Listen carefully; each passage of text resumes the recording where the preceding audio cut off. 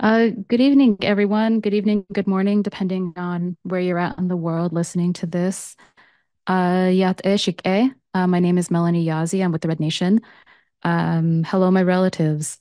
We are here today to celebrate the anti-colonial and the anti-imperial history of Indigenous Peoples Day, um, as an international and as a global component of the, again, international and global struggle for Indigenous liberation. Before we get started, I wanted to make sure everyone in our audience knows that we have Spanish, English, and ASL interpretation. You should be able to access the interpretation tools that you need for whatever needs that you have at the bottom of your screen in the Zoom webinar box. And before we get started, I actually wanted to hand this over to our comrade Maida to explain the interpretation tool so that everyone feels comfortable using it. So Maida, go ahead and take it away. Buenas tardes, buenos días y buenas noches. Good afternoon, good Bienvenidos evening, a good la evening. trivia Welcome, de comrades, pueblos to indígenas the de aquí Day de mi International Perú. Peoples Day, Esta, Anti-Imperialist Indigenous esta People Day. austencia This es en edition versión al español has simultáneo. Para interpretation, encontrar simultaneous la interpretation to interpretación al Spanish. To español, find the favor de interpretation to buscar Spanish, el please icono de globo look for terráqueo the globe en la parte icon inferior de in su the pantalla. lower part of your Una vez que screen. encuentren ese Once icono, you've found pulsen that para icon and you poder click on it, then you can elegir el choose the español. Una vez language que of elijan el Spanish. idioma de And español, once you've podrán chosen escuchar Spanish, you'll todo be el able to webinar hear en ese idioma. all of the webinar Para in las that personas que language. no son For the bilingües people o who no are not desean quien bilingual hable español, favor and de elegir el you don't inglés. speak Spanish, please Muchísimas choose gracias. English. Thank you so much. Thank you. Gracias, Maida. So just before we get into the event, I wanted to give a couple of pitches for Red Nation and Red Media to the projects that have come out of our work, or organizing work over the last decade for Indigenous liberation. So Indigenous Peoples Day marks the 5th year anniversary of the Red Nation podcast. Our podcast is a collaboration between the Red Nation and Red Media and is produced by Red Media. Red Media, which is an imprint of Common Notions, published our book, The Red Deal, in 2021.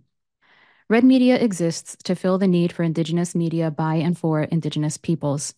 This Indigenous Peoples Day, Red Media is launching its GoFundMe campaign to gain support for its operational costs. Please consider empowering Red Media's work this Indigenous Peoples Day. You can also continue to support the Red Media Patreon, where you can gain access to bonus episodes of the Red Nation podcast and other benefits. This webinar will be published on Indigenous Peoples Day, so on Monday in 2 days, as our weekly episode of the Red Nation podcast. You can find our podcast on the Red Nation YouTube channel and listen on Spotify, Apple Podcasts, Libsyn, and other major platforms. Be sure to subscribe for a new episode every week. And please go to our link tree or look in the chat for links. And also, next month is the 10-year anniversary of the Red Nation. The Red Nation is excited to announce that we are launching the Red Nation newsletter, where we will be publishing writings and works related to Indigenous movements and liberation. Please go to our link tree or look in the chat to find our newsletter website so you can subscribe, excuse me, and be notified of our official launch. Now let's turn to the event.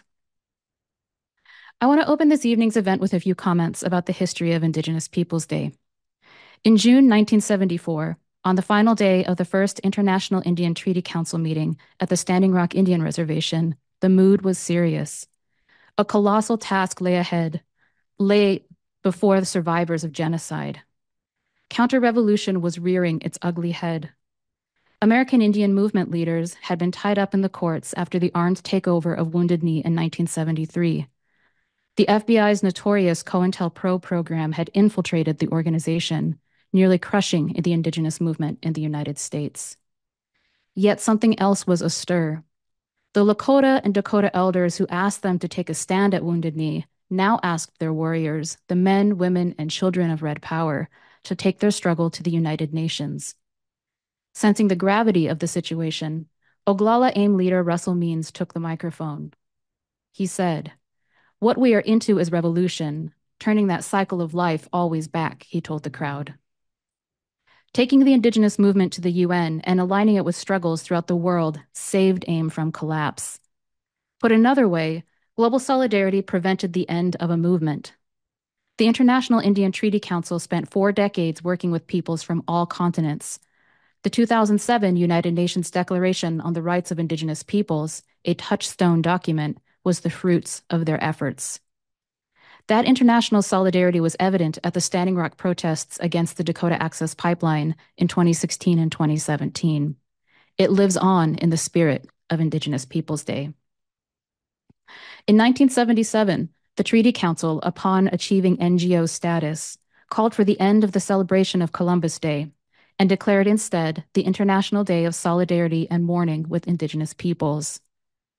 The mourning is not to accept, Romesh Chandra, the chair of the 1977 UN Committee on Racism, Racial Discrimination, Apartheid, and Colonialism that passed the resolution said, mourning is to fight.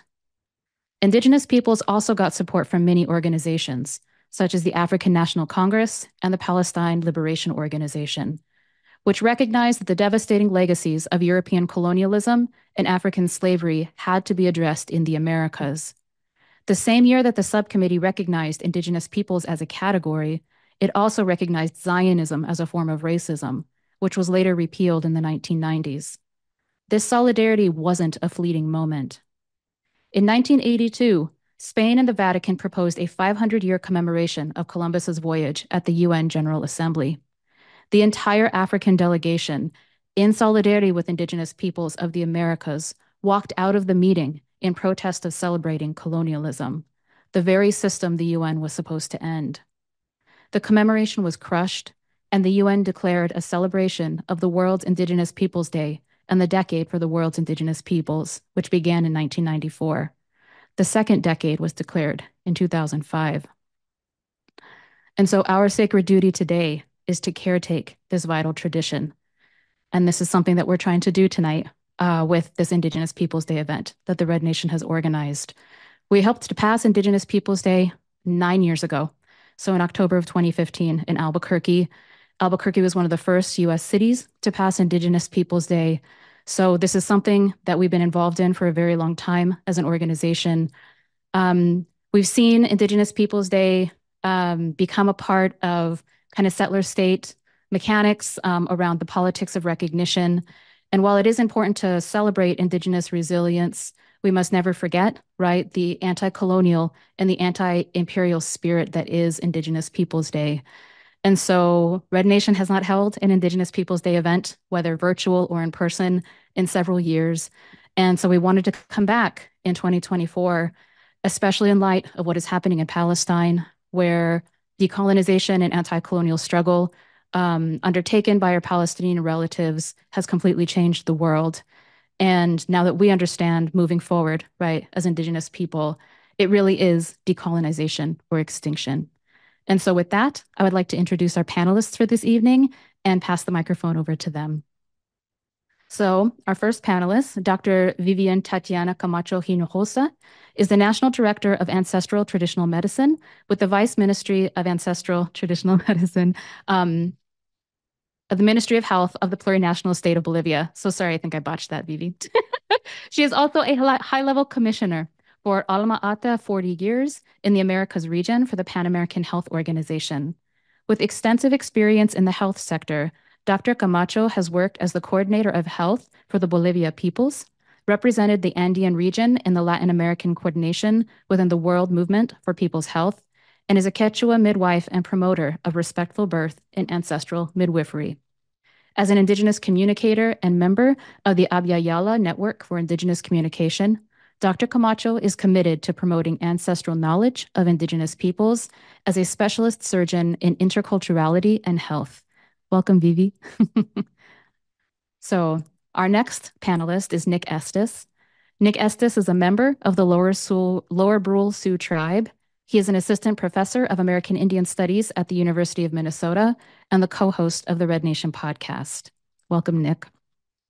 Our next panelist is Monaeka Naik Flores.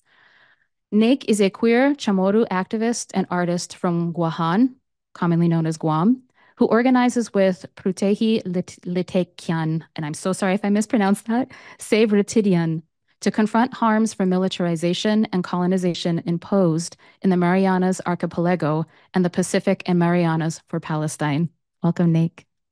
And finally, our last panelist is Mohammed El-Kurd.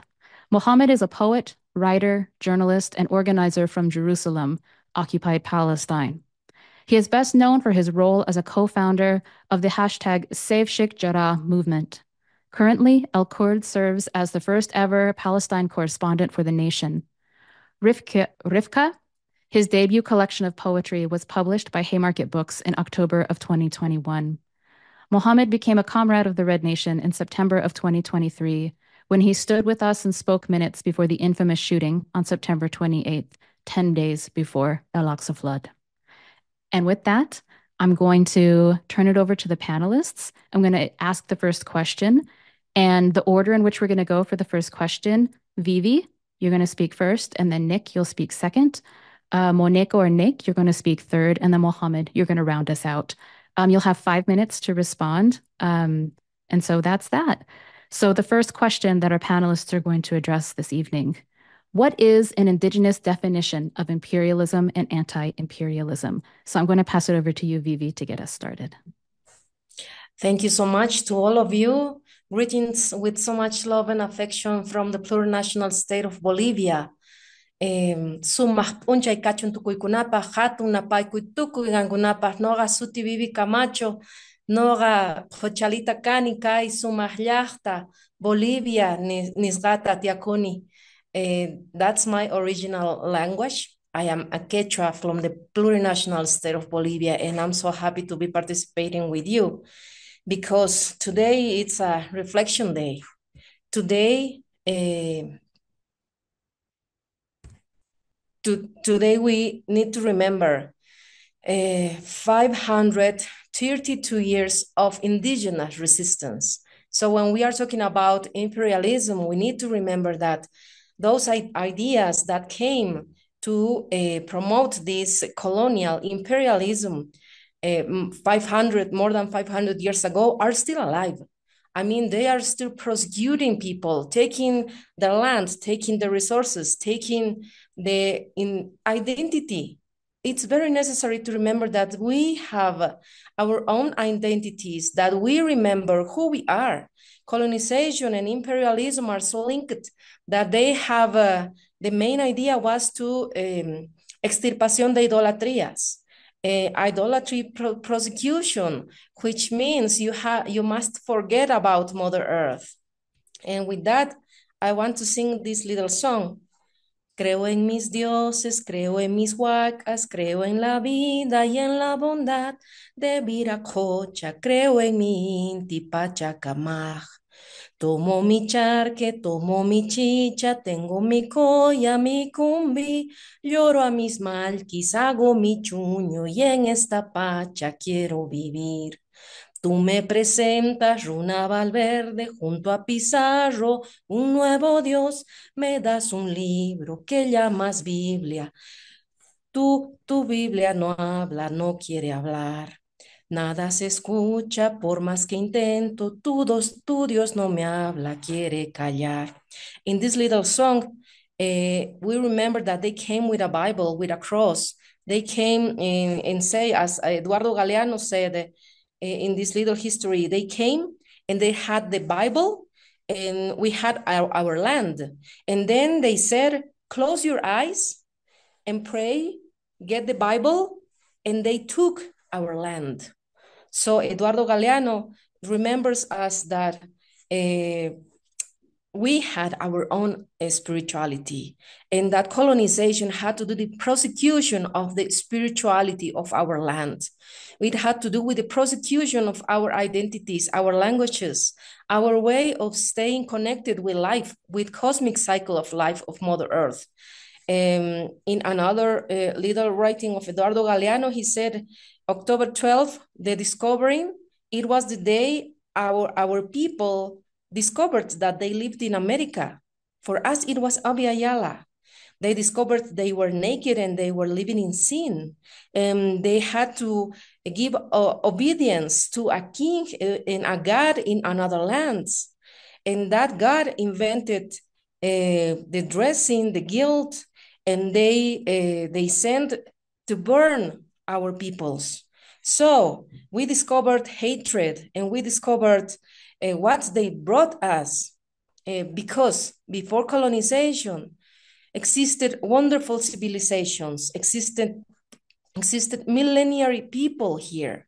So we are trying to remember that colonialism and imperialism as a project of promotion, of mercantilization of life, of capitalism, of the monocultural way of view is still alive. But it is still alive because they have also colonized our minds and our hearts. That's why we are talking about today in Bolivia. We do not remember any Columbus. We do not remember the taking of our land. We do celebrate the Day of Resistance and Decolonization. Today in Bolivia, it's Decolonization Day. And it's very necessary to remember this as indigenous peoples. Otherwise, we will continue in this, following this line. They wrote our history because they were the winners. They took our land, our resources, making genocide in our territories. That's why we denounce strongly the genocide happening in another place in the world, because we are all brothers and sisters, no matter what color our skin, what language we speak, we all belong together, we all belong to Mother Earth, and we need to remember that when we are united, we will continue promoting this solidarity because all of us deserve respect. All of us deserve life, dignity, social justice. Thank you so much. Thank you so much, Vivi. Oh, sorry. Go ahead, Nick. I just want to thank my sister Vivi for speaking.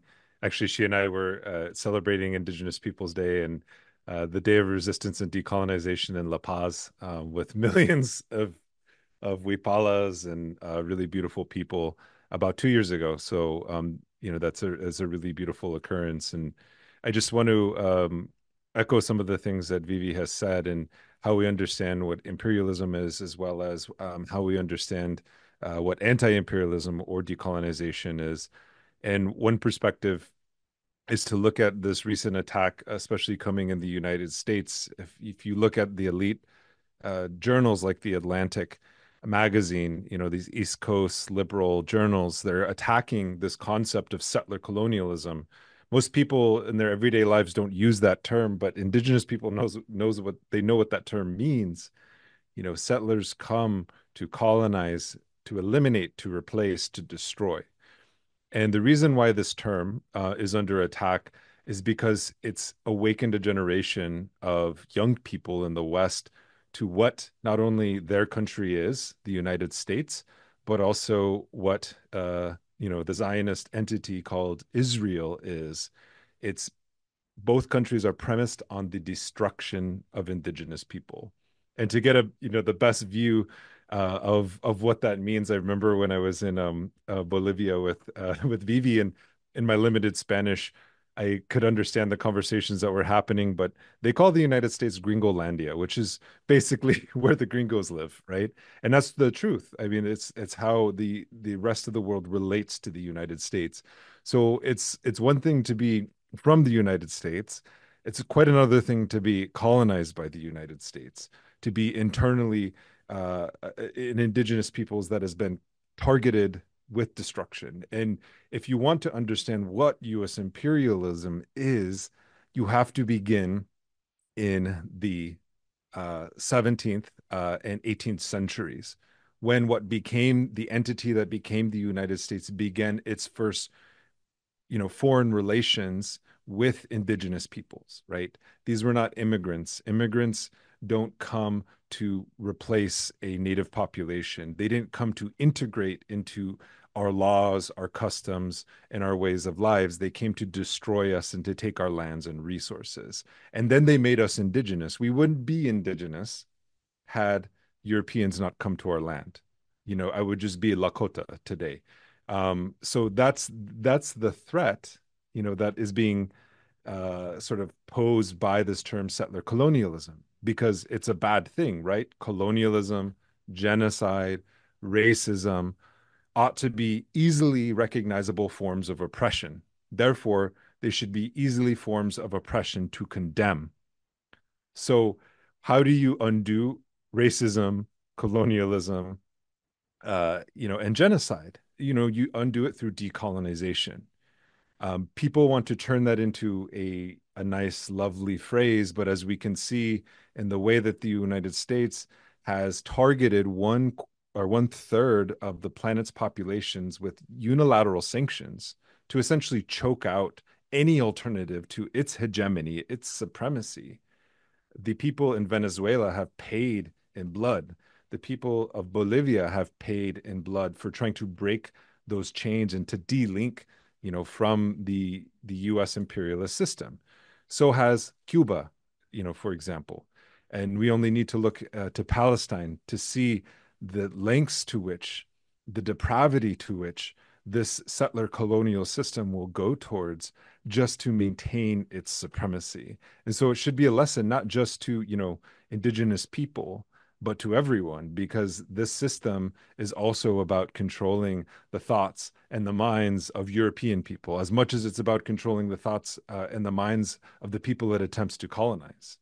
And lastly, I'll just say that when we think about this idea, when Israel constantly says over and over and over again it has the right to defend itself, it's doing so by killing and eliminating and genociding, the indigenous population of Palestine, right? So we have to understand that settler self-defense is actually invasion, right?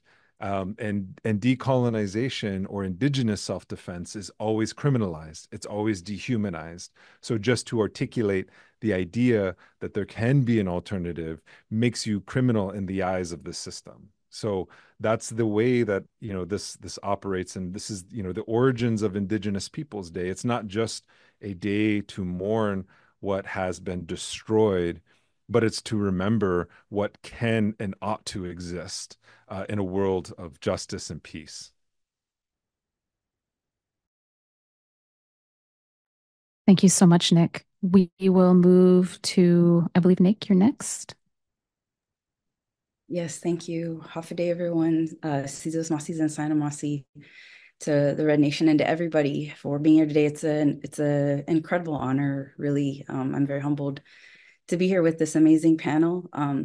Definitely a little intimidated and nervous, and just overwhelmed to be here with you all for Indigenous Peoples Day, and for what it means to us facing oppression in real time, facing hypermilitarization, occupation, and of course, how it's all linked to the genocide happening in Palestine in real time.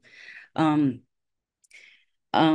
know, when I think about an indigenous definition of imperialism, that's where we're on, right? We're on the first question, right? Right. When like just my mind is flooded with words. It's relentless. It's ongoing. It's intimate to us. It's massive.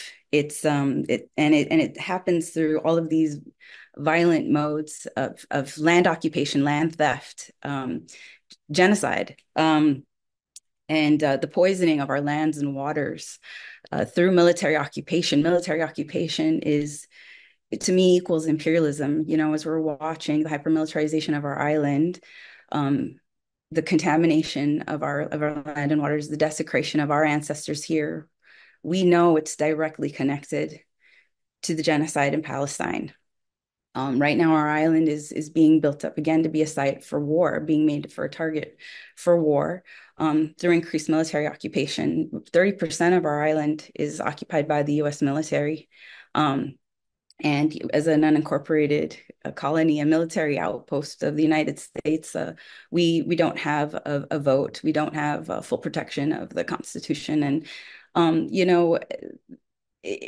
and part of you doesn't ever think you'll reconcile with that, because the answer is not to vote for a colonial president. That is not decolonization.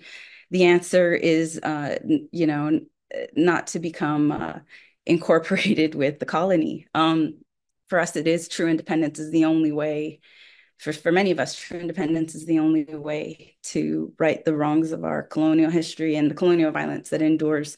I I also feel like imperialism intensifies consistently anytime there's indigenous resistance, and we can see it everywhere from Hawaii to Okinawa to here in Guahan and the Marianas to the Philippines. These places that have tried to resist U.S. militarization and occupation in their indigenous homelands, that occupation has only increased. The violence in those communities is only increased. And it is all connected. Every single one of these places is connected. Right now, we're being built up to be a place of force projection for the United States and the Pacific. And they're going to do missile testing by the end of the year. They're going to bring 5,000 Marines from Okinawa by the end of the year. At the same time, they want to install a missile defense system, which is only going to make us, like I said, a bigger target for war. Everything that's being fed to us is that the threats are coming from China and North Korea. And there's hardly any counter narrative about how the US military presence and their war games in the Pacific are provocations of war. But I do want to mention one thing, and my friend Dr. Isa Areola from our Commonwealth 670 in Saipan was the one who found this article where we were tested, where the Iron Dome was tested here in Guahan, and a complete waste of federal money and all the environmental contamination it caused. It was useless because we're an island, and we would be, if anything, we would receive long range missiles. So testing here really doesn't make sense for us. And that's this, but it's the same rhetoric. It's the same thing that's being fed to us by the missile defense system for why we need a missile defense system here. They'll say, look at the Iron Dome, look at how it's protecting Israel. Guahan needs this to protect us. And we know, those of us in the resistance know that this is all a part of just a farce, a lie of democracy, a lie of false democracy, a lie of colonization. When I think about those are the things that come to mind when I think about indigenous definitions of imperialism. And then when I think about anti-imperialism, it's really, yes, absolutely. It's the way we've survived centuries of genocide, and centuries of occupation. For Guahan, a lot of people, might not know, like we are one of the oldest settlements in the Micronesian region, but we're also the oldest colony, over, hundreds, centuries of colonization. And yeah, that extraction, that racism, the white supremacy, through imperialism, that the capitalism that was mentioned earlier, it's something that unfortunately unites us as Indigenous people. And so anti-imperialism for Indigenous people, to me, it really means, coming together to support each other's resistance, to support each other's survival against colonization, and really to do that constantly, more than symbolically, also like to do it in very active ways to disrupt, the flow of capital so it can disrupt the flow of oppression. Some of us, unfortunately, are not really in the same position to do that. Like in Guahan, for instance, we don't have access to where those military arms are being transited. We don't have a vote to leverage, but that's why we really also need to reach out to like our Indigenous folks in the diaspora to do those things for us, where they can, and to support also the Indigenous communities in the places where they live. One of the things that really bothers me is like the Chamorro celebration, our celebration of our Liberation Day, which is the day that America came to recapture and reoccupy Guahan, and other parts of the Pacific from Japanese occupation during World War II.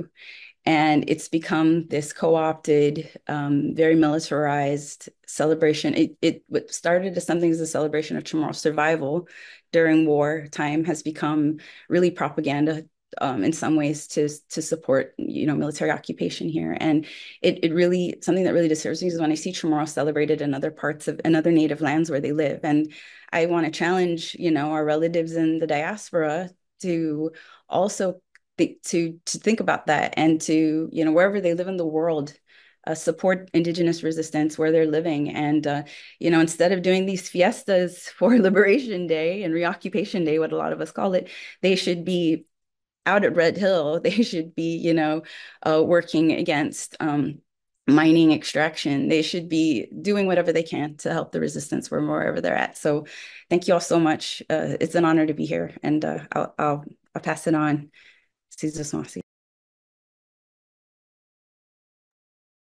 Go for it, Mohammed.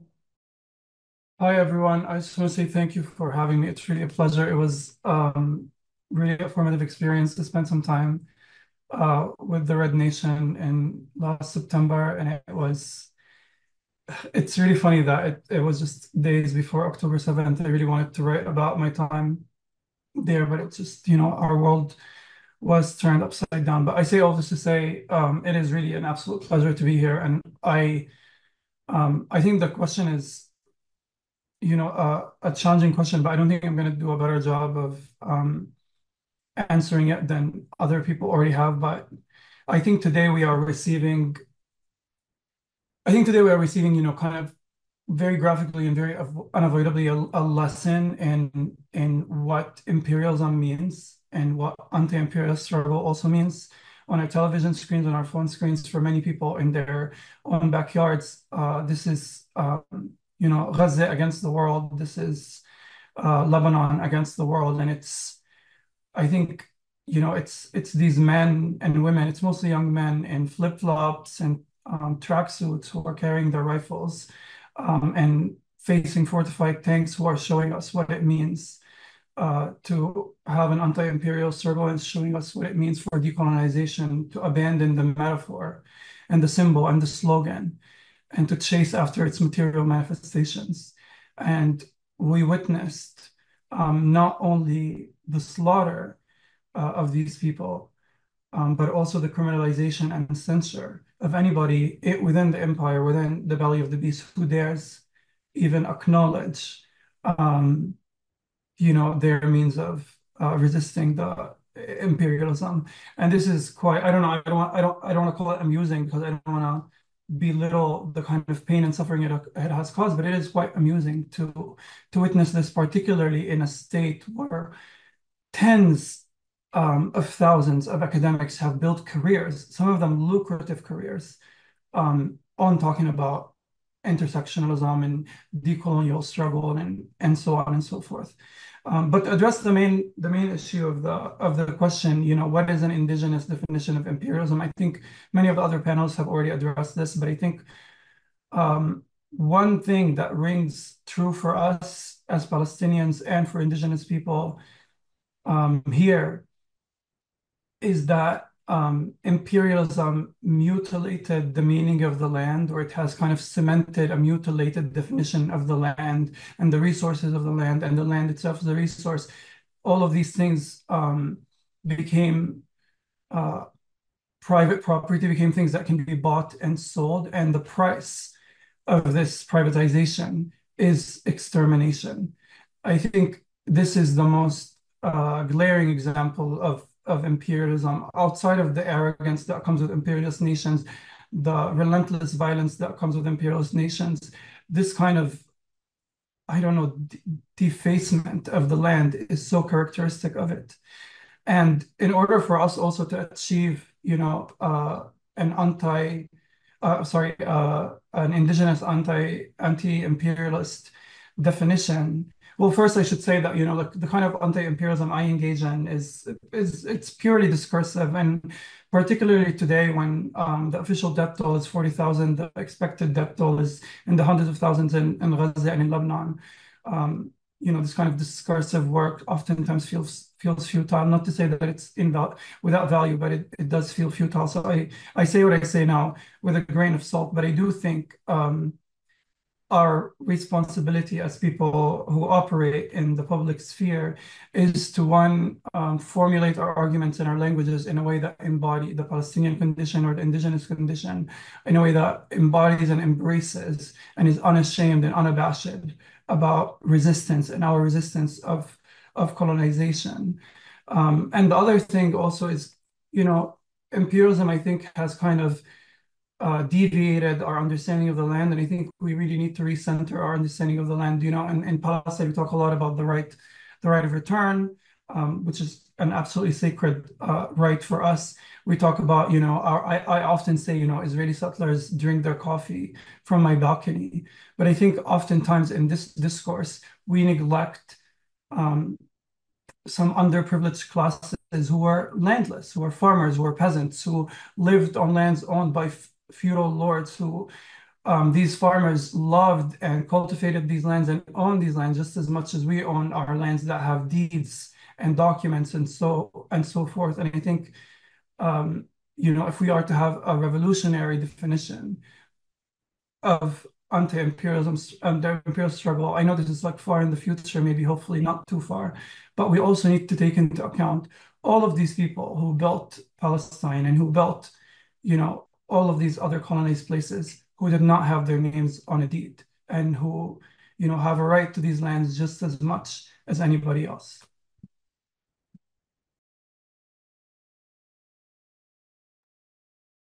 Thank you so much, everyone. I wrote down so much. Of course, we're going to get to re-listen to this in perpetuity because it's being recorded, but incredible answers. We're going to move into the second question, if that's okay with everyone. We're going to start with you, Monica. Going to be first, and then Mohammed, and then we'll go to Nick, and then we'll round it out with Vivi. All right. So the second question is, given its origins in anti-colonial international solidarity, how do we revive Indigenous Peoples Day in the spirit of its original intent? So I'll pass it over to you, Monica. Thank you. Like I was just mentioning before, beyond symbolic, we have to be activated to do this. We have to, sorry, I'm so nervous. I am so impressed with this panel, and I'm just so inspired by all the panelists. So thank you so much. How do we revive Indigenous Peoples Day in the spirit of its original intent? Well, I think for us, it's a very tangible thing. It's not symbolic. We have to really disrupt and be activated. We have to, like I said, disrupt the flow of capital, disrupt the flow of arms. But another thing is our solidarity to share each other's stories, to go to each other's sites of violence, where all of our communities have really resisted and experienced violence on a regular basis, and for us, here it's come in many forms. Like we've done actions for Red Hill. We've done actions for Standing Rock. We've done actions for Palestine. We've done actions for the Philippines, for Okinawa. And that's something, that solidarity, that international solidarity is something that we need to cultivate continuously. Relationships, friendships, trust, learning each other's stories, really learning each other's stories, because we also have to recognize how our colonial education systems, our colonial media has really informed a lot of our knowing and understanding of each other. As colonized people, we really need to help our folks also recognize those intersections. We have to democratize a lot of information for our folks who are constantly fed tons of propaganda, tons of pro-military and pro-American propaganda. I will say, for everything, all the different organizing we've done here, I think years ago when we were organizing for Red Hill and I'm sorry, for Standing Rock, we were organizing for Standing Rock, and we raised a little money and we sent it for medical and legal support. But I'll never forget that our folks, in seeing our signs and our messaging, started to really see themselves in the struggle. So we would have something as simple as Indigenous rights, and it would be like people were waking up to something. And it's the same with Red Hill. It's the same with Makua Valley. It's the same with Mauna Kea. It's the same whenever our people see other Indigenous people's struggles, learn from other Indigenous people's struggles, it reinvigorates our own. And so I think solidarity, though, beyond symbolism. Like, so what does that mean? And how do we figure that out? How do we get to, we need to listen to each other. We need to ask questions. We need we need time like this. And I really want to thank the Red Nation really for all the work that the Red Nation has done to not only change Indigenous Peoples Day in the United States. I mean, really in the last decade, it's been incredible. It's had this big impact, but constantly making these connections and building solidarity in these spaces, bringing the stories together in these spaces. This is such a critical part of that work that I'm talking about. Because otherwise I'd never get to meet Mohammed. I'd never get to meet Vivi, now, beyond the solidarity, beyond the petitions or actions that we're doing here, like now we know each other and now we are comrades and now, we're in community with each other and we can plan and activate together and it's truly something that helps sustain the resistance, which can be a very painful thing to be involved in all the time, very exhausting. Our spiritual health, our physical health is constantly something that we have to try to protect and maintain in this kind of work. And this solidarity, this community building, this sharing of stories that's happening here is part of the good medicine for healing us and for strengthening us to keep the resistance going. So thank you so much. I'll pass it on there. Thank you so much.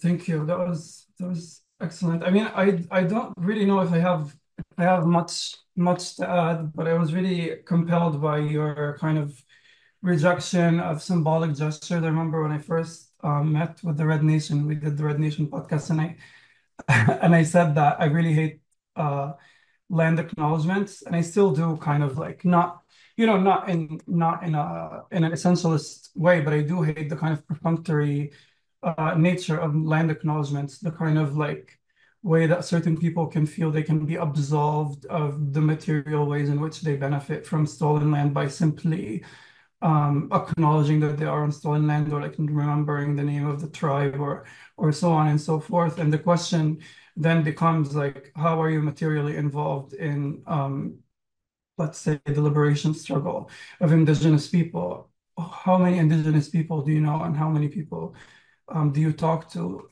And are you engaging these Indigenous people in your life as equals, or are you just like pandering to them and letting them pander to you?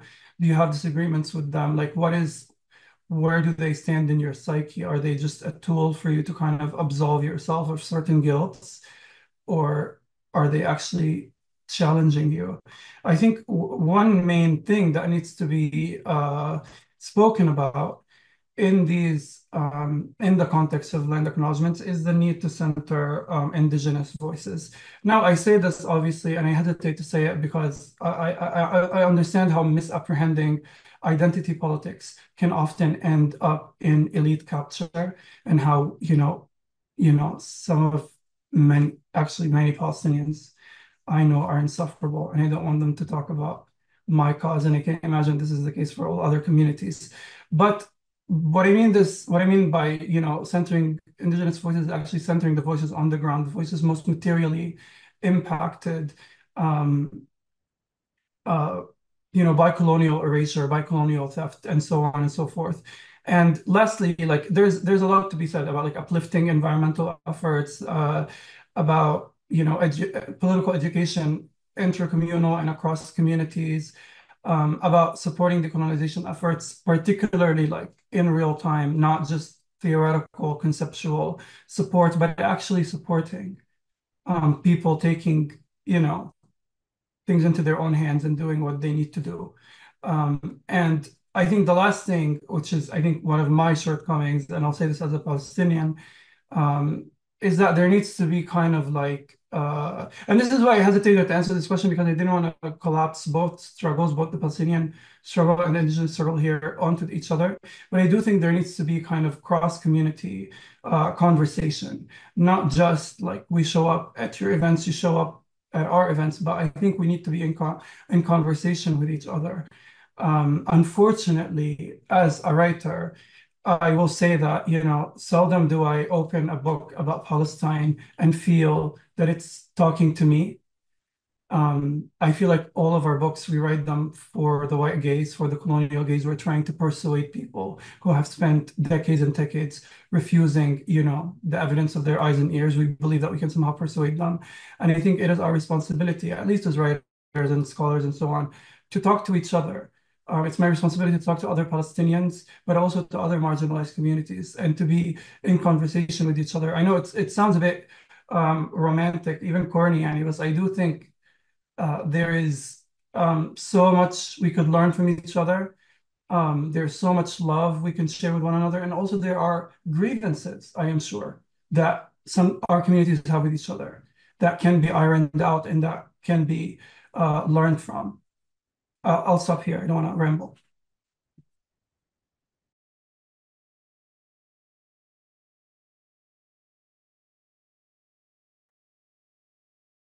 Yeah, I think I'm gonna read a quote and then from one of my favorite revolutionaries because I think um it's apt for this conversation. During the lifetime of great revolutionaries, the oppressing classes constantly hounded them, received their theories with the most savage malice, the most furious hatred, and the most unscrupulous campaigns of lies and slander. After their death, attempts are made to convert them into harmless icons, to canonize them, to say, and to hollow their names to a certain extent for the consolation of the oppressed classes, and with the object of duping the latter, while at the same time robbing the revolutionary theory of its substance, blunting its revolutionary edge, and vulgarizing it. And I read this because I think of how one of exercise that I do sometimes with students and with people in community is we read old newspaper accounts of our indigenous revolutionary heroes. So, like the assassination of Sitting Bull, as it was recounted by the New York Times, for example. We read that leading up to his assassination, and then after his assassination, how did the New York Times depict one of our great spiritual and military leaders at that time? Who fought the United States government, who had escaped capture, right? They had to kill him by sending another native person to go kill him. And they call him a savage. They call him somebody who couldn't relinquish power. He was power hungry, he was power mad, and he was crazed. He was indoctrinated in this crazy religion that made him resist and sacrifice his own people. Fast forward 100 years, and the New York Times is depicting Palestinians, and resistance leaders that way. Just look at the depiction of somebody like Nasrallah, from Hezbollah. He's a bearded man. He's a terrorist. They're, constantly throwing this word around. Or if you look at how the New York Times depicted Evo Morales, the democratically elected president of Bolivia, he's considered power hungry. He's an indigenous man who is a sexist, right? And so these narratives, um, not only attempt to distort the image of resistance leaders and to profane them, you know, um, there are also attempts to blunt their sort of like revolutionary edge. So that's why we can have a settler state that literally genocided the original peoples and the original nations of this land, and then can celebrate a day for indigenous peoples, or do, as Muhammad just said, a land acknowledgement, right? The perversity of it is pretty wild. So what I think, we really have to do is to understand why these, resistance leaders and why these people are depicted that way, and to understand that this, like a day like Indigenous Peoples Day, obviously the symbolism of it isn't going to radically transform what it means to be, a colonized person. But I want to read another quote, and this is a very simple quote. And this is from Bassel al-Araj, who was a Palestinian martyr. And he wrote something very simple. Simple. It says, "Liberate your mind before the land." And I remember hearing those words the first time I visited Palestine. I was actually in Ramallah, and some friends had, were talking about him, and I read, what existed in English translations of his Arabic writing, and that one always stuck out to me because he's basically saying that, our minds are so colonized, and I hate that word almost kind of loses meaning sometimes, but we'll see a wall and we'll see that wall as insurmountable, or we'll see something, a symbol of oppression, and see that thing as a permanent feature. As Muhammad just said, the mutilation of our land is something that is there. Things cannot be any different than what we know. And that's why he's saying, like, to liberate the land, you actually have to liberate your mind to see what is possible. Because, Tashunko Witko, Crazy Horse, nobody would know his name today if he hadn't done what he had done, if he didn't think the liberation of Lakota people was possible and gave his life, fighting for our liberation. Or somebody like, like Sitting Bull, for example, they gave their lives, they made the ultimate sacrifice. They were in the spirit, what they called at that time, the spirit of total resistance. And we have modern heroes who are that way. We have Leonard Peltier, right? The longest serving indigenous political prisoner who, I don't want to get too much into his case, but we all know that Leonard Peltier was defending his nation and defending his people. He has every right to do so. And he's been convicted of something that he claims he didn't do, right? But the people he was convicted alongside were later released based on the basis of self-defense. But it's not about punishing just the individual. It's about collectively terrorizing and punishing the idea of indigenous resistance, right? It's colonizing our minds to say, hey, this is what happens to you when you, take up a gun, when you take up a pen and to try to defend your homelands. You have every right to do so. They want to make it in your mind to, like, so you're literally self-gaslighting. Nobody has to gaslight you, because the first voice that prevents you from an act of freedom is your voice. It's not the colonizer's voice, it's your voice. And that's what I was thinking about when I was rereading Basil's words and thinking about how um, they've demonized any sort of form of resistance. And the last thing I'll say is that even with this demonization and criminalization and dehumanization of, whether it's indigenous, Palestinian resistance leaders, something that also happens is that it's the media, it's Western society that's also choosing those people and those individuals as leaders. Not to say that they're not leaders, but it completely erases and flattens the very complex nature of indigenous resistance movements.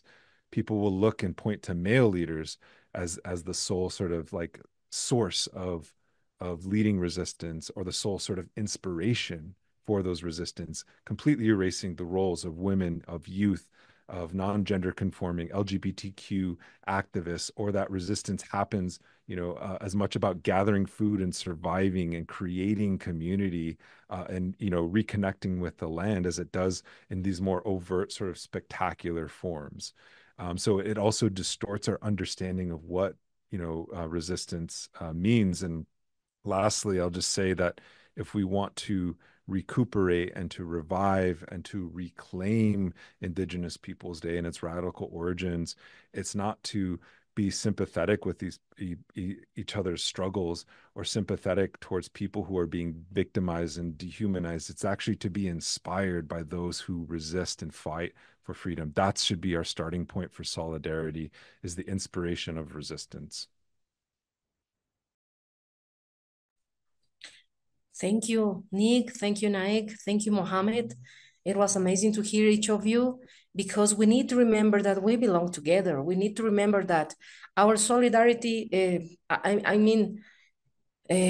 whenever this please, sean siempre capaces de sentir en lo más profundo. We should always be capable of feeling any injustice committed against anyone in any part of the world. Whatever is going on, whatever injustice, against whomever, wherever in the world.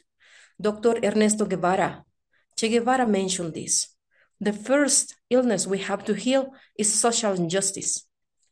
So we need to remember that we are brothers and sisters struggling together. We need to remember that we are struggling for the life and dignity of our communities. That's why, on purpose, I have put my Palestinian flag here from Dr. Ayman Al-Taramsi. He lives here, is Palestinian in Bolivia. He gave us this flag because we are promoting solidarity against oppression, but actively, always, not only wearing the kufiya, but also promoting that we have suffered what you have suffered before. So, oh, Mohammed, please, you need to know that we are all brothers and sisters. And here in Bolivia, your people is our people. Your children, your old people is our grandfathers, our children. Your tears are our tears, but also your strength. Our strength is yours. Please, you need to remember this. We will continue struggling like that because we remember, like Che Guevara said, internationalism and solidarity, because we are struggling all together against imperialism. As Nick brightly mentioned, the imperialism, anti-imperialism resistance in Cuba, in Venezuela, in Nicaragua, in some other places in the world, how imperialism is preventing Africa to join together. So when we are struggling together, we need to remember that our struggles have come not only this year, this time. I mean, we are being more aware now, but as you mentioned, here, Tupac Amaru, he was desmembrado, he was murdered, and the parts of his body were torn apart, and they put his head on the stick so no one could follow him, because those who are conquering, those who are taking the land and committing genocide, those colonialists, even now, even today, they want us to think that resistance to colonialism, the right to defend our land, our people, our dignity, is terrorism, but it's not. It's our cultural resistance, is our struggle for life. So we need to remember that those greedy corporative bastards, they take the land, they take the water, they take the food, and they make everything profit of it, and they are all together with the war machine. So they don't want life, they just want us to become a merchandise. And as indigenous peoples, we are not that kind of merchandise they are looking for. That's why they just look at us like, as we were like in colonialism, little animals without soul. So we need to remember not only that we have a soul, but at Insumisa, a very rebellious soul, because they have murdered our people that have struggled together, but the strength of their fight is alive in us. But the strength of what the example they left for us is not going to be killed with bullets and murderings or cruelty. No, because we love them, because they have seed. They did not get murdered. They were seeded on land so we can be reborn. And it is necessary to remember this. Otherwise, we think that we are alone and we feel defeated and we feel that there's so much, those are really bastards, powerful media with lies, every day lies. And we need to speak from our truth so we can find each other strength. So we can find in our truth, our strength again. Because for us, for example, as indigenous communities, we are recovering and our ancestral traditional medicine is alive. And it is alive not only because greedy doctors, they didn't want to go to communities because they were formed in racist universities, but we are alive because our ancestors, with their lives, they were prosecuted, saying they were witches. They were different prosecutions we have suffered because of our ancestral wisdom. And we need to remember, as indigenous people, we are alive now because of the hands of midwives, wise hands of healers, natural healers, wise hands of spiritual guides of our people. So we are alive because our ancestral wisdom is alive.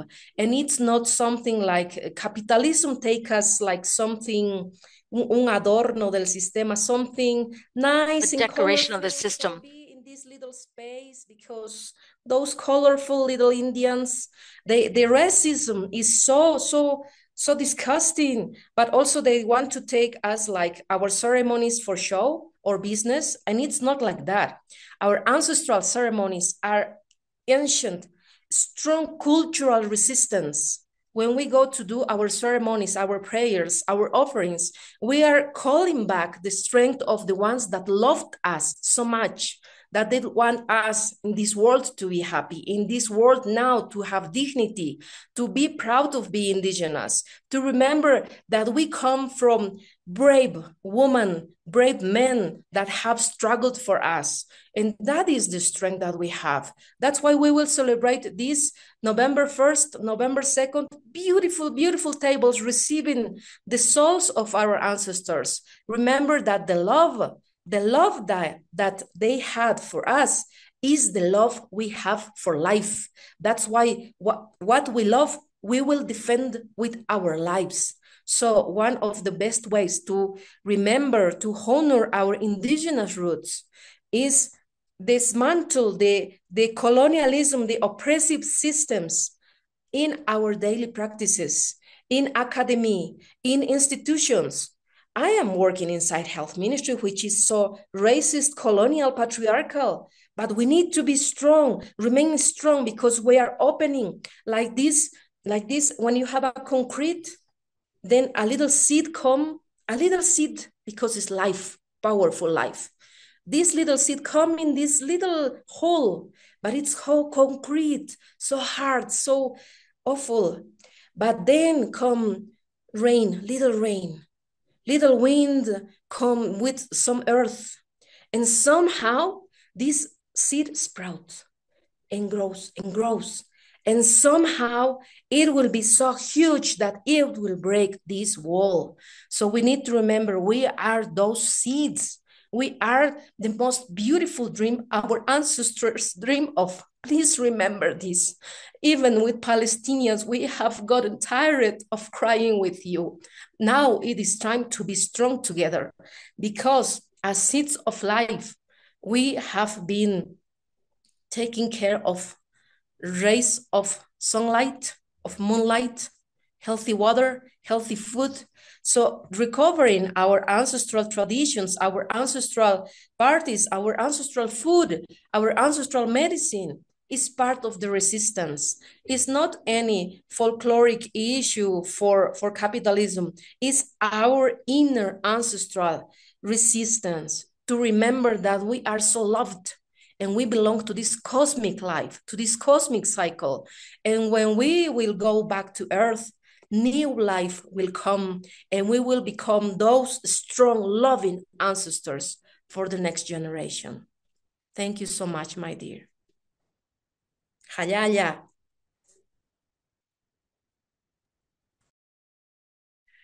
Whew, that was incredibly powerful. Everything all of you said. I could listen to you for hours, honestly. I'm really sad that we only have one more question left. There's so many things to discuss. And hopefully we have generations to do it as we move towards the decolonial future that as a revolutionary, you carry that future. You understand it's a future-oriented project, decolonization, right? Indigenous people are a future-oriented people. We can see the future past colonialism, and we can see the future past imperialism. And we ask everyone to come with us, not just envisioning that, right? But understanding the truth and knowing that we will be here, right? 7 generations from now. And your comments, all of your comments really, really bring that home. So we have one last question for all of you, and then we'll do some closing comments. The sequence of folks who are going to speak here for the last question: Mohammed, you'll answer first, and then Vivi, you'll go second, Monaeka, you'll go third, and then Nick, you'll round us out. And so this final question is, what are some existing, speaking about the future, what are some existing alternatives Indigenous people can build on to end imperialism and colonialism once and for all? So I'll hand it over to you, Mohammed. Thank you. I just read, just like I think an hour ago, Al Jazeera journalist Anas Sharif, who is in Gaza, just tweeted that without exaggeration, these are the worst days or the most difficult days of the Israeli war on Gaza. And so I don't mean this answer in any defeatist way whatsoever, and I don't mean it to be disparaging or like to inspire despair in the listener. But I do think, it's a difficult question to answer in the face of 2,000-pound bombs, in the face of a world that renders your blood and death and slaughter inconsequential. It's kind of a devastating thing to answer, considering that we are seeing the price of our resistance, and we are seeing that no matter what the occupiers do to us, um, you know, it's not going to compel the world to move. And by the world, I mean governments. Obviously, people on the streets have been doing what they can, and hopefully they'll do more. But I think the least that we can do is to kill the settler in our minds. I think that is the least thing that we can do, um, is to kill the settler in our mind. And I don't mean this like in a romantic way.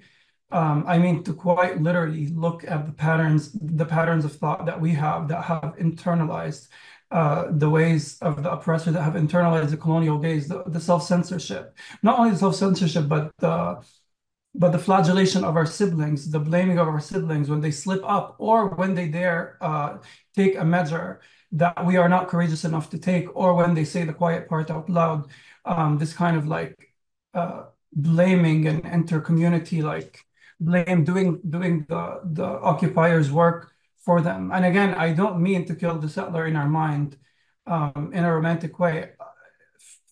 Frankly, I'm quite disgusted that even after a month and so of a literal televised genocide, there are still elites, there are still academics, there are still scholars and public figures and media talking heads in who we consider allies, and even in our own community, who constantly abandon the Palestinian who does not fit into the mold of a perfect victim who the Western media and Western governments demand of us. I am disgusted that even after seeing limbs hanging from ceiling fans, seeing people's heads exploded, seeing bulldozers run over our people in the Gaza Strip, seeing our men, our political prisoners raped in Israeli prisons, there has not been a threshold for people whose ambition does not extend beyond their careers. There has not been a threshold for them to say no, to risk their institutional backing, to risk the seats that they hold, and to situate themselves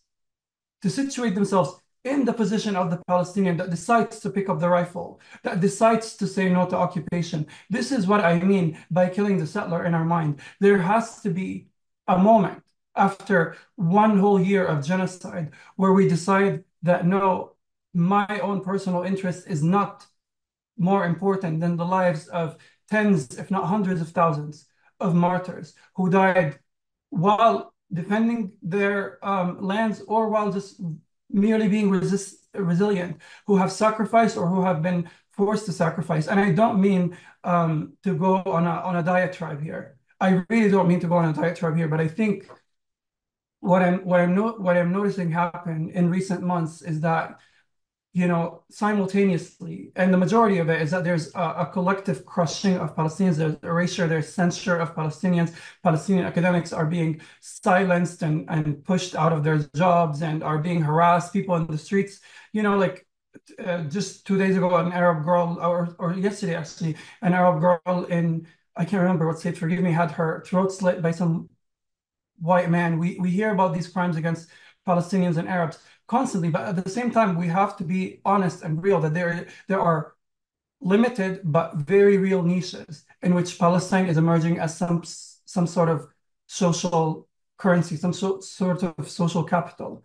And I hate the idea that people who refuse to acknowledge or embrace or encourage or defend our resistance, I hate the idea of them making careerist and individualist victories at the expense of the classes who are, who are abandoned, really abandoned. I keep using the word abandoned, but it is abandoned. We use them in our speeches, we use them in our articles, we talk about them, we cite them, we say this statistic and that statistic. But we ultimately abandon them because we refuse to raise our own ceilings, because there is a settler lingering inside of our minds that forces us to calculate and measure every sentence. Of course, I understand that for Palestinians, for marginalized people, every civic engagement is a public trial. I understand this. But at a certain point, you have to tell yourself that these public trials, this trouble that you're going to get into, will never amount to having an entire residential building collapse on top of you, crushing you to death. I'll stop here. Thank you so much, Mohammed, to all of you for this in very, very necessary time of reflection of our Indigenous Peoples Day, but for us, the Colonization Day. And of course, we don't have any recipe, but what we call for is solidarity. But what kind of solidarity? We know capitalism is based on greedy individualism. And when individualism is residing inside us, we are thinking only with personal interest.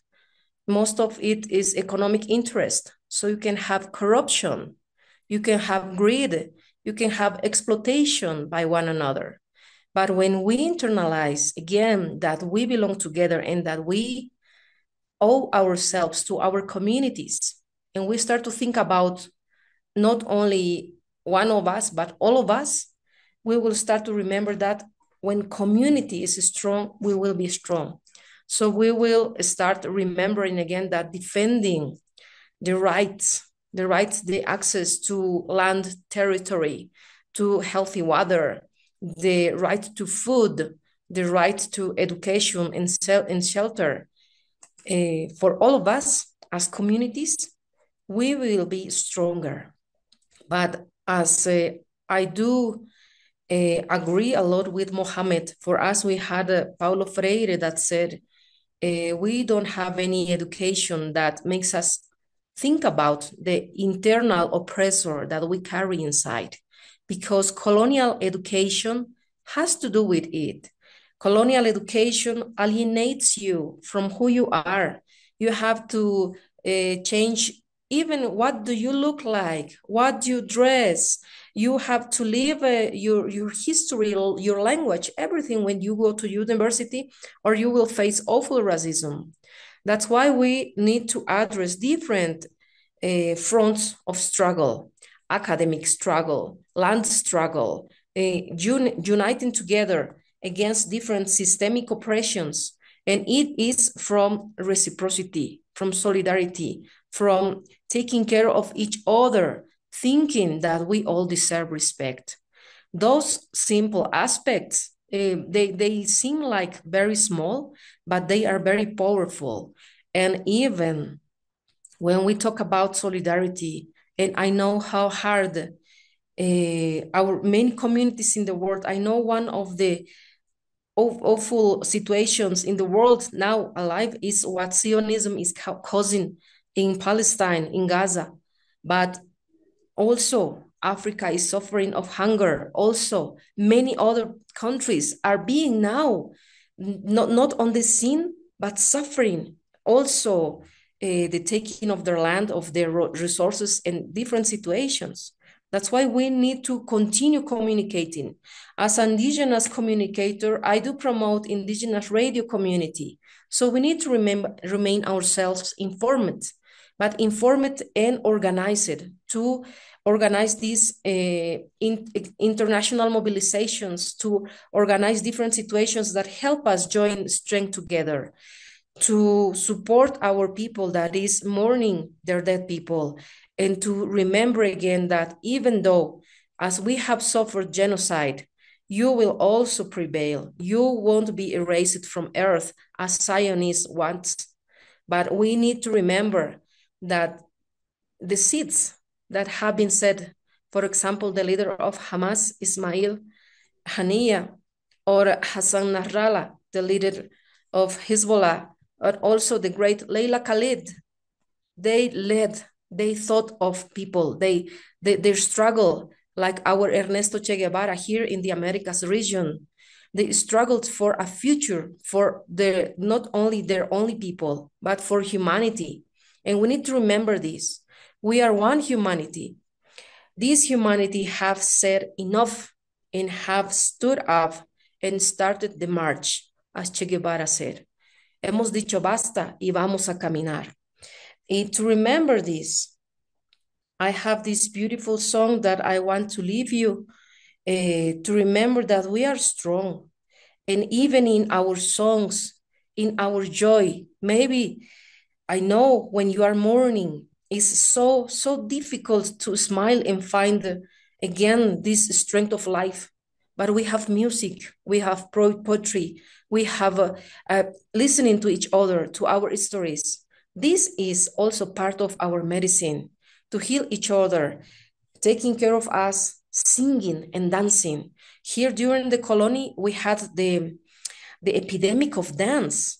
It was they would dance.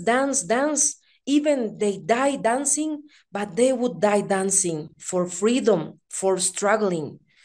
And here it is like that. 5 siglos resistiendo, 5 siglos de coraje, manteniendo siempre la esencia. 5 siglos resistiendo, 5 siglos de coraje, manteniendo siempre la esencia.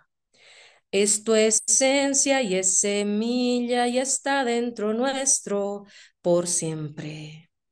Esto es esencia y es semilla y está dentro nuestro por siempre. Se hace vida con el sol y en la Pachamama florece. Se hace vida con el sol y en la Pachamama florece. It means 5 centuries resisting, 5 centuries keeping our essence. And it is your essence, and it is a seed that is inside you forever. And it becomes alive into the sunlight, and it will flourish on Mother Earth, Pachamama. When we are suffering so much, we put our offerings and our prayers to Mother Earth. She is the only greatest healer we have. We have suffered and we are still suffering different awful situations with violence, racism. The COP, fascist, racist COP, we suffered in November 2019. It was with hatred speech against indigenous. If you wore these polleras, these skirts, long skirts, you were prosecuted and spanked on the streets. So we need to remember that racism is still over there walking. That's why we are struggling, and we need to remember that diversity, human diversity, cultural diversity deserves respect and honored, because cultural diversity preserves biodiversity, preserves life, our natural spaces, our Mother Earth. So we don't have any recipe, but if we go back to Mother Earth, if we go back to land, to taking care of water sources, to our territories, to our sacred places, we will receive the medicine and the guide we need. Thank you so much.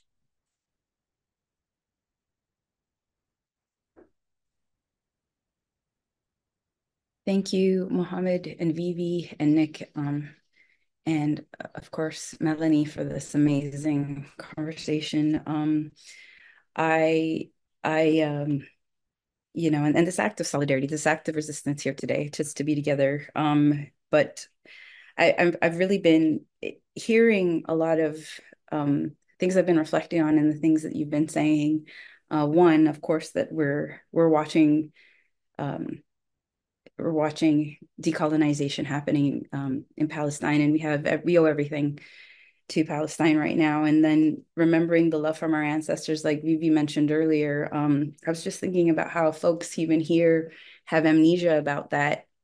Right before you said that, I was thinking about how we are often displaced or detached from our own history, and forget and actually need to remember times of indigenous resistance, our own histories of resistance to reawaken us. I was just thinking about when, the military was trying to take this beautiful area called Sedza Bay or Sidza, and they were trying to take it for munitions wharf, and it was indigenous resistance here, community resistance here, teachers and local politicians that stopped that from happening. We have an example of that our people forget. Um, they forget that we can do this. I mean, we have resistance. We have amazing examples of resistance, of course, in Okinawa, when we're looking at militarization, especially in Hawaii and in the Philippines. We saw the bases leave the Philippines, but now they've come back and then they're bigger. And we saw what the resistance in Okinawa, but now they're building up the imperialist occupation there. And of course, we've seen the sacrifices, the costs, the horrors that have happened in response to Palestinian resistance. Imperialism just increases nasty grasp, it's violence, it's horrors. How do we beat this Leviathan? How do we beat this monster that is consuming us, destroying our lands, destroying our ecosystems, destroying the planet, and trying to wipe indigenous peoples off the face of the earth? It is really hard to maintain focus and sustain the work. If you just you can get lost in that. You can't lost in these questions. How do we beat this Leviathan? And I think, for a lot of us, we have to find those small tangible steps where we have small wins, where we have wins that build on other wins. And but again, anytime you see a win, imperialism comes back stronger. That's something that is so consistent about imperialism. How do we ultimately beat it? When you think of in Hawaii, where folks have gotten access rights, things from Makua Valley and Ko'olawe, but now the military wants to extend the leases there. I think the question, some existing alternatives that we can build on to end once and for all.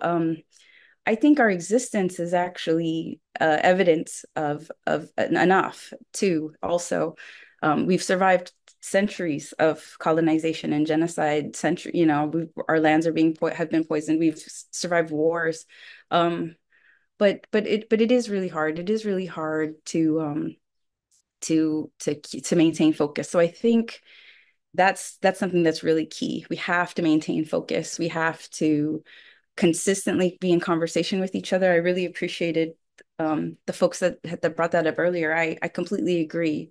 We have to be in constant conversation with each other. We have to share each other's stories. You're absolutely right, Vivi. A lot of our folks, they don't have the capacity and I hate that word, but people will say, we're in survival mode. We come from poor communities. We come from struggling communities, and not all of our folks are going to have the ability to do the in-depth analysis or study or even pay attention to media the way that we can do that. And so it does fall on us to be that critical voice, and again, to bring all of the injustices to light. Unfortunately, that's something that we all share is this consistent violence and injustice of colonization and imperialism. And so we and also, yeah, just to challenge ourselves to think about real tangible things we could do on the ground where we're at. How do we help our communities to become healthier, to have that capacity, to have that strength to join in the resistance? And it could be everything from conversations and education to actual food, actual housing. There is a severe housing crisis here right now because of militarization, because of the buildup, and it's only going to get worse as more, military folks are transferred here for the missile defense system, for the foreign military forces, that want to occupy also our lands and airspaces here to support the U.S. It's overwhelming. It can be really overwhelming, and I just want to emphasize that we have to constantly try to find the hope. And I find a lot of hope in the young folks who won't give up, and the young folks who are coming. I mean, Red Nation is really good at that. There's so many young people here who are, and then entering other forms, other platforms, whether it's academia or community work or media development. So that's something else we need to do too, is collect, document, not for archiving, but really for sharing each other's stories and learning from all of those lessons. Um, yeah, I'll leave it there. I'll leave it there. I really was impacted by what Mohammed said about killing the settler in the mind, and also, Nick's quote about decolonizing the mind before decolonizing the land. And that's absolutely something we need to help our people do. Um, we can be aware of how we do it every single day, in our daily actions, but we've also have to reach out to community and bring community together to do it collectively as well. Thank you so much, Caesar Masi and Sarmasi.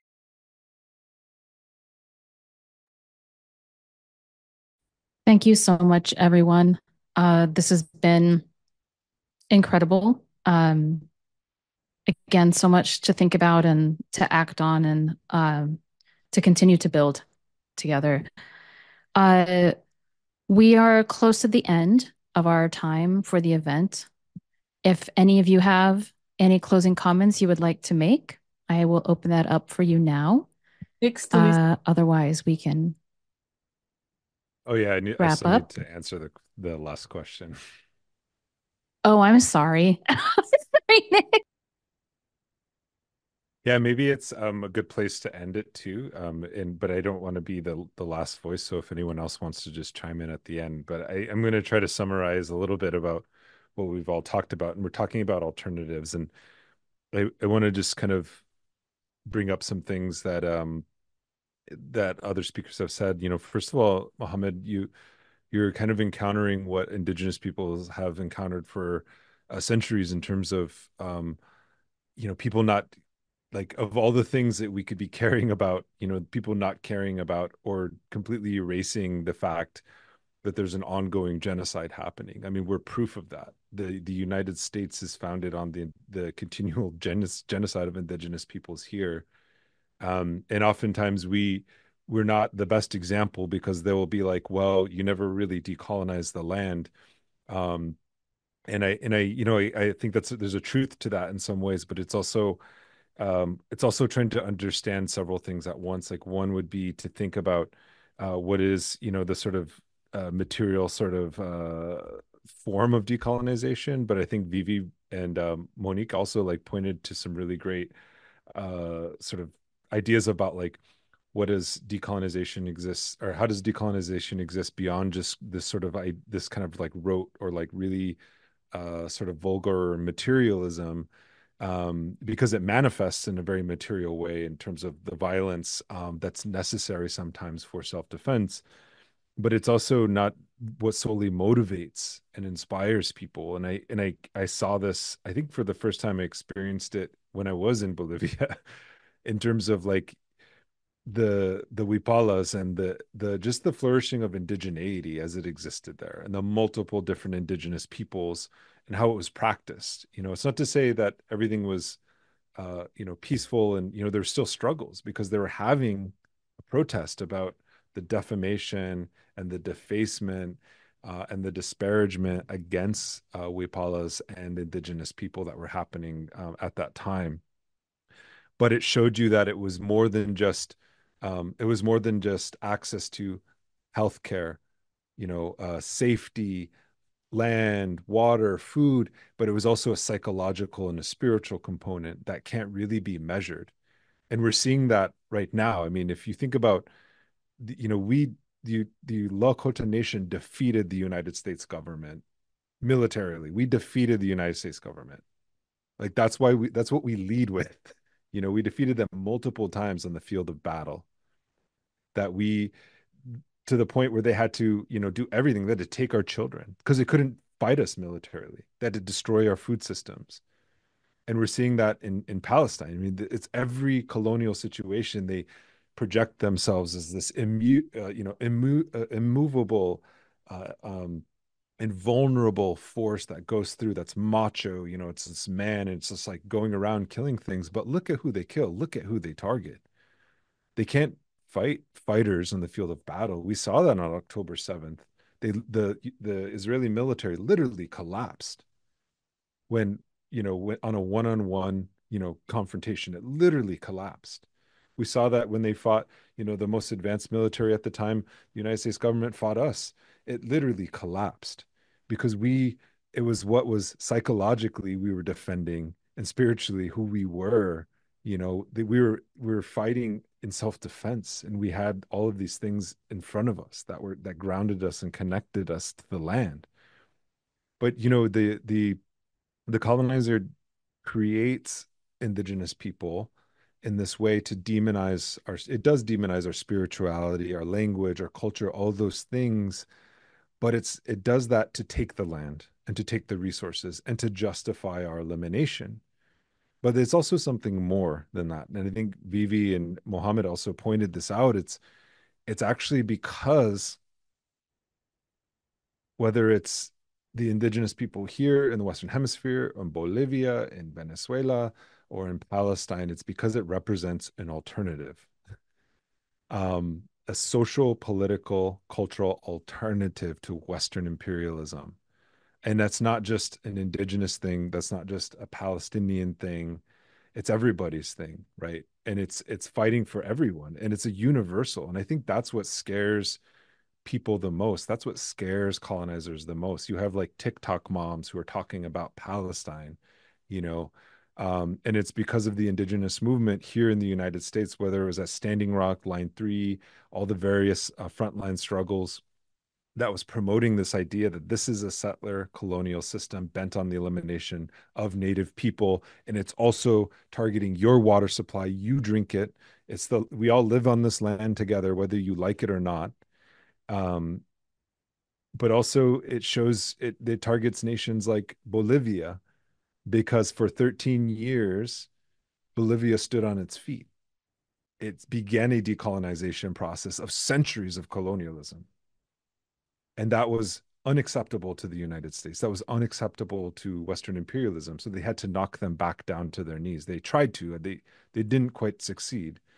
They tried to do that with Cuba. They tried to do that with, Venezuela. Every time people began to stand, to rise, to shake off that imperialist mantle, they didn't want that psychological and that spiritual sort of momentum to spread to other people, to see like what freedom actually looks like, right?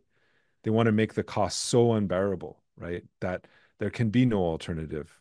And they want to point to Palestine to say, look what happens, right? And there was this quote that I don't know, I don't want to be too US centric, but there was this writer, his name is Ta-Nehisi Coates, and he wrote this book about, apartheid Palestine, which I think is good. It's great to get out the framing, but he was like encouraging his interviewers and his interlocutors. He's like, you should visit Palestine to see the levels of oppression, the levels of racism, the levels of apartheid, because it'll shock your conscience. And it's like, I went to Palestine and I went to Jerusalem, and I saw many, many people there. A lot of them were Americans, but they weren't shocked. They weren't, turned off by the apartheid levels of racism and settler colonialism that they witnessed. They were actually inspired by it. They were speaking all the different accents of the United States. There was Southern accents, there was East Coast accents, there was West Coast accents. And that was what was shocking to me, because there is a global settler colonial system that seeks inspiration from other colonial, countries and other colonial projects, just as we must be inspired by these acts of decolonization, right? We have to seek inspiration beyond just, this idea of recognizing suffering, or even attempting to, as Arthur Emanuel said, cry on the shoulder of the man who stole your land.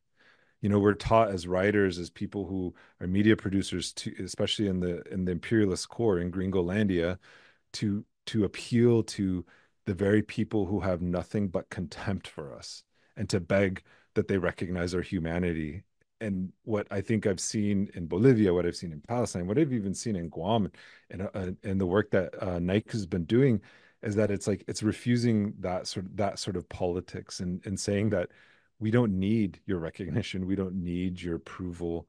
Um, we'll stand on our own because we look not above us, but we look to what's beside us and who's behind us, right? And I think that's really what the alternative that exists. It's to say, Lakota, the word Lakota means friend and ally. That's always been our strength. That was our strength 150 years ago. That's our strength today. And it always has been. And we shouldn't be shy, and we shouldn't turn away our allies, because they have our mutual interests in mind. And I think that's really what I think, on Indigenous Peoples Day, that I want to remember, that it's not just a day for us. It's a day for humanity, because you're a human being first.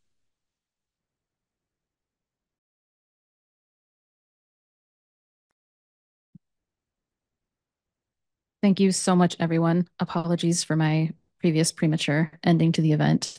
This has been an incredibly powerful conversation. Uh, Here we're definitely approaching the end of the event. If anyone has any closing comments, I'd like to open it up to you now, any of the panelists. Otherwise, we can move towards the closing. Solamente, I just want to remember, our name is Collasuyu. Bolivia is recognized Collasuyu. Colla means hierba or medicina, a herb or medicine. Suyu means people. So we are the land of the medicine. We have survived and we are alive because our medicine is be together, be strong, be communities, organized communities. And we have struggled and we have resisted. So we may blockade the roads. So we organize different situations to defend our rights, because our rights are not guaranteed every day. Our rights must be struggled for every day. So I was so happy and honored to participate with you. Thank you so much. Be strong, just that. I don't know. Try to get yourself to the root. Take the strength of the earth. Be strong. Thank you.